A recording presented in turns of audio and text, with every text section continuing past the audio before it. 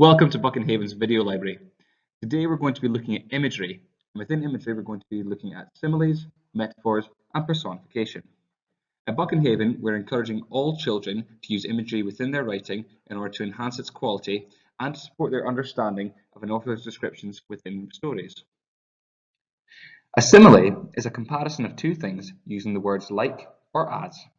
These are used to help the author fully illustrate what they are describing. For example, we could describe Mr. Barrett's shirt as blue, but then we don't know exactly what kind of blue. Instead, if we say his shirt is blue like the sky, then we have a better understanding of exactly what the author is describing. Here are some other examples. She was as fierce as a lion. They ran down the corridor like a herd of stampeding elephants. A metaphor is also a comparison of two things. However, it does not use like or as. Instead, it literally says that one thing is the other. It is often very obvious that one thing could not be the other, and the comparison usually refers to the traits or attributes of the other object. For example, Mr. Maguire is an angel. Mr. Maguire is not really an angel, but instead we are suggesting that Mr. Maguire is good and kind-hearted, similar to that of an angel. Here are some other examples.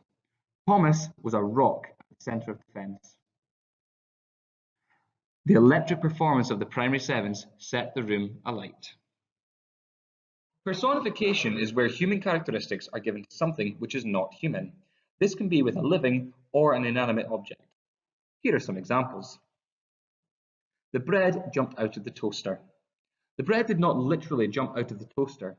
Instead, the toaster has pushed the bread out with such force that it appears the bread is jumping.